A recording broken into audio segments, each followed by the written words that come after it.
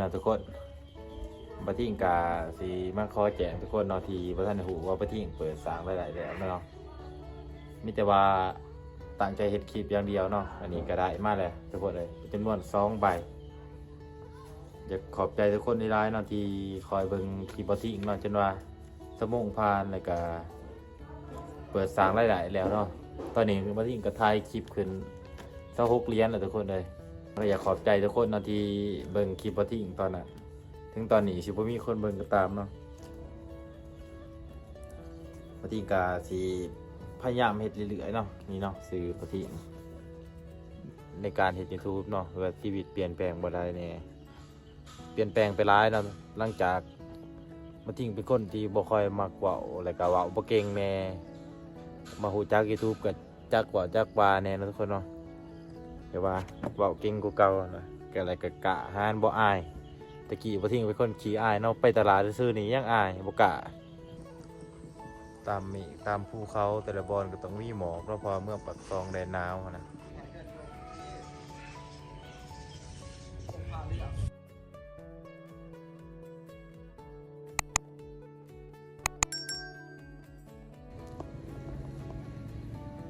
สบายดีเด้อพ่อแม่พี่น้องมาพอกับ2บ่ทิ้งชาแนวคือเก่าเนาะพี่น้องมื้อนี้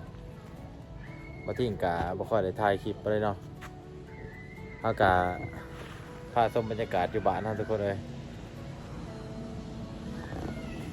บรรยากาศกะ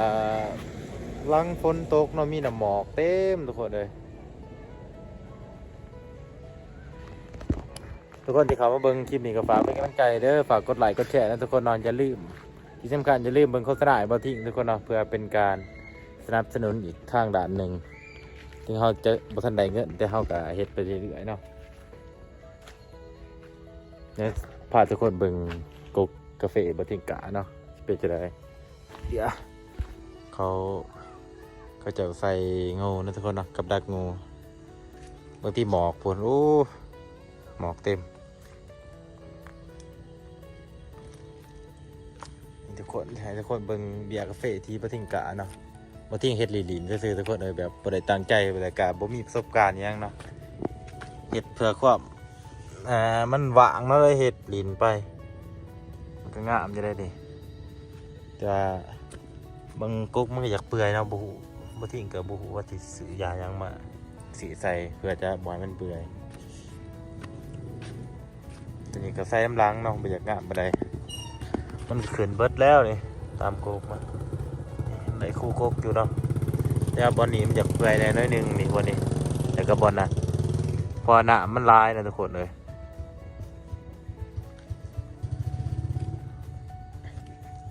นี่ถ้าโอ้ขนาดแบบนี้เบิดคู่กุ๊กคักเลยทุกคนเลยนี่บางกุ๊กกระตำเนาะว่าพอทิ้ง5 ลูกเอาเบียร์เอาเนาะโมเมนต์ว่าเสด็จกามันก็จะได้ประมาณนี้เนาะบางกุ๊กมันก็บ่ได้บางกุ๊กก็ได้เนาะแต่ทำไรก็เอาทุกคนเลยก็แม่บรรยากาศอยู่บ้านที่โอ้มีแต่น้ำหมอกทุกคนเลยสินทางกับเพื่อนเนาะเดี๋ยวนี้เนาะ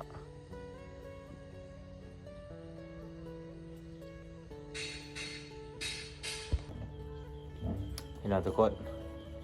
ปะทิงกาสีมาขอแจ้งทุกคนเนาะที่บ่ทันได้ฮู้ว่าปะทิงเปิดสร้างหลายๆแล้วเนาะมีแต่ว่าตั้งใจเฮ็ดคลิปอย่างเดียวเนาะอันนี้ก็ได้มาแล้วทุกคนเลยจำนวน2 ใบ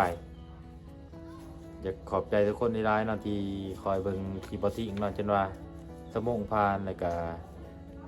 เปิดสร้างหลายๆแล้วเนาะตอนนี้ปะทิงก็ถ่ายคลิปขึ้น26 เหรียญแล้วทุกคนเลยแต่ว่าบ่ค่อยได้ถ่ายปานใดเนาะก็อยากขอบใจทุกคนเนาะที่เบิ่งคลิปปะทิงตอนน่ะถึงตอนนี้สิบ่มีคนเบิ่งก็ตามเนาะปะทิงกาสิพยายามเฮ็ดเรื่อยๆเนาะนี่เนาะสื่อปะทิงเถาพักทะพงล้วนทะวงศาเบิ่งนี้บ่มันคือปีนหัวปีนหางเป็นพินเนาะปะทิงก็ประกอบนั่นนี่แล้วเรียบร้อยเบิดทุกอย่างเลยถ้าแต่ปะทิงดูถ่ายเนาะแต่นี่บ่ค่อยได้ถ่ายคลิปไปได้ทุกคนเลยเพราะบ่ค่อยได้จับกล่องไปทางใดทางใดเนาะมันเมื่อยเนี่ยในการโทรศัพท์มันก็ถ่ายยากในยามนี้เป็นยามฝนคันว่าถ่ายแบบ บรรยากาศเท่าไกลๆได้อยู่คันว่าจะเอาไปสวนน้ำโทรศัพท์มันก็สิเปียกเนาะฝนตกเขาก็ถ่ายบรรยากาศไปแล้วเนาะ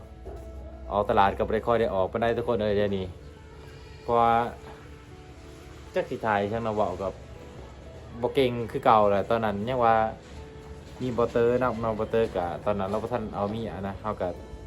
ไปนํกันถ่ายนํกันตอนนี้ก็มีแต่บ่ทิ้งเนาะแล้วก็บ่กี้แล้วก็บ่ค่อยได้ถ่ายปานใดเนาะจำนวน2ใบทุกคนโอ้ยดีใจหลายนะตอนมือแรกๆตอนที่บิ๊กคิดว่าสิส่งมาบ่ได้เลยทุกคนเลยคิดว่าสิส่ง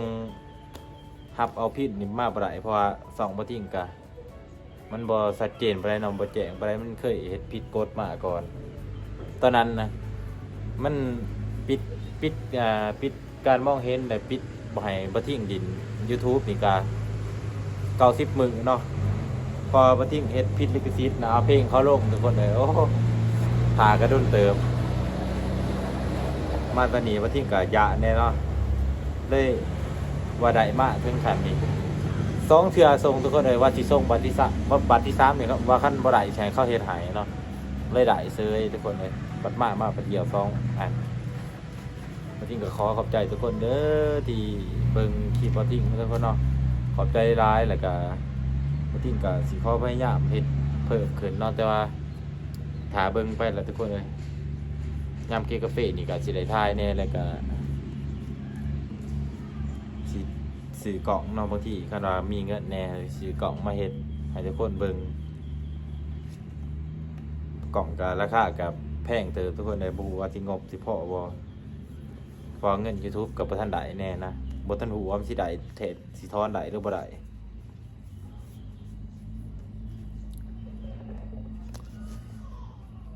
บรรยากาศนี่ก็เฮือนบ่ทิ้งเนาะเฮ็ดบ่ทันแล้วจักเทื่อทุกคนเลยเพราะว่ามีเงินก็บ่ค่อยได้ซีเรียสปานใดเนาะเรื่องเฮือนเฮ็ดไปซ้ำอยู่ไปก่อนลงทุนก่อนเด้อทุกคนเนาะเพราะว่าเฮาบ่ทันมีนะคันเฮ็ดเฮือนแล้วมันสิบ่ได้ทุนถ้าเฮาลงทุนแล้วมันยัง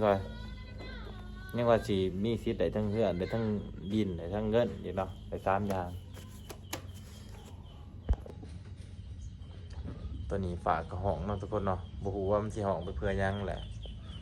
ผลก็คือว่าบ่ได้ตกนี่มีแต่น้ำหมอกซื่อๆยังฝากห้องเสื้ออยู่เงาบ่จัก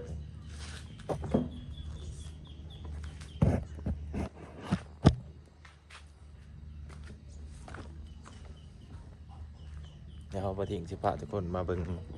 เบียร์กาแฟเนาะเบียร์กาแฟตัวนี้บ่ทิ้งกะ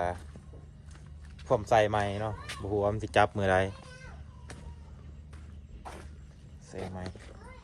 ตัวนี้ใส่เบิ่นสุดเนาะบ่สิหายมันหอดผีทุกคนเลยว่าบ่ได้หายจ้ะมันก็งามอยู่ได้ทุกคนเลยมันกำลังสิจับเนาะที่เอาเบียร์ใหญ่มาใส่เนาะ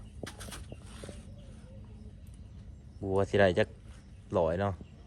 เฮ็ด2แถวได้แถวหนึงก็เอาแล้วทุกคนเนาะบรรยากาศบัวประเทศไทยใส่กองเดอก็เฮาบ่เนาะนี่กองเดอกับเป็นตะยานคือสิมีไฟสอดนี่ทุกคนเลยบางทีโอ้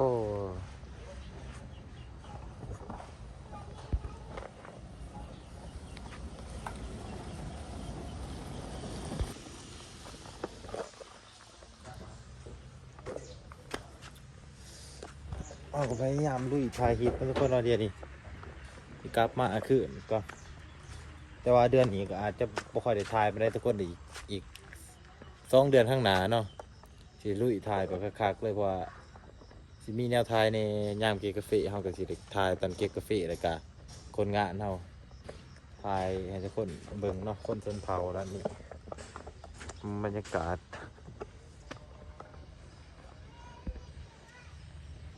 เอาขึ้นหมู่ซะวะใส่เลนส์ไว้มันบ่แจ้งไปได้ทุกคนเลยเส้นทางบ้านบ่ทิ้งก็เปื้อนเนาะธรรมดา เป็นทางธรรมศาสตร์นั่นนะบรรยากาศก็มืดมัวเนาะโอ้ย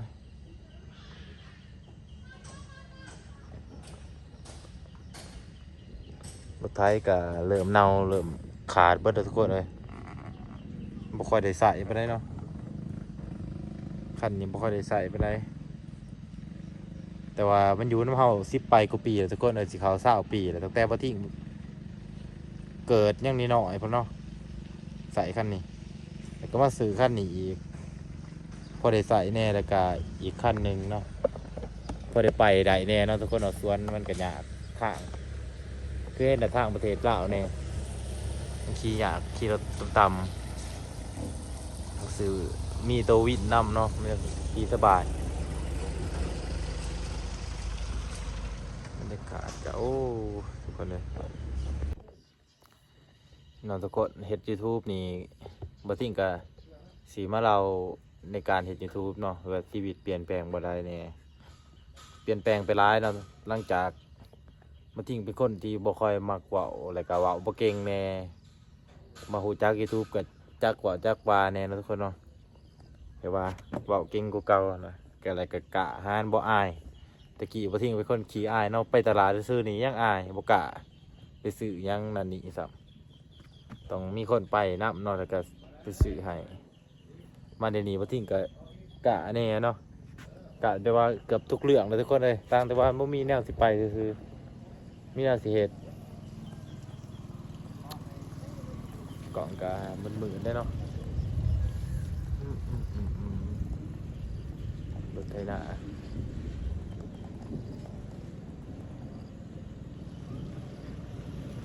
บ้านรถไถทุกคนเลย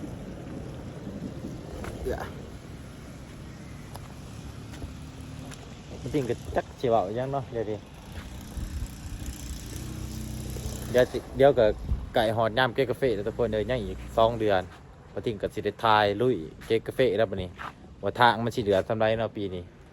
ปีกายนี่ก็เดือดพอแล้วปีนี้ก็มันเดือดกว่าอีกทุกคนเลยพอฝนมันก็ตกหลายแน่เดือดบ่ฮู้ว่ากาแฟมันสิโลเท่าไหร่เนาะมันหลุดเอานำกันทุกคนเนาะปีนี้ก็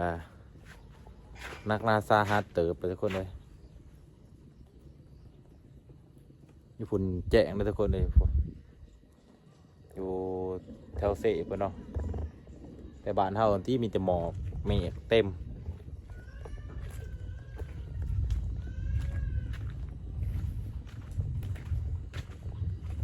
พาทุกคนมาเบิ่ง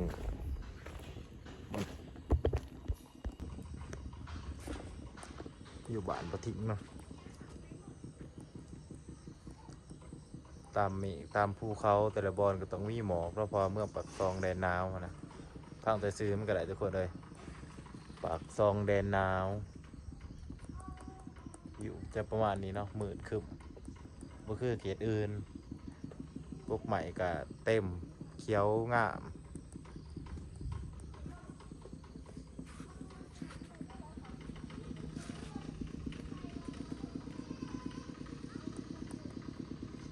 มืดคึบตึบตือทุกคนเลย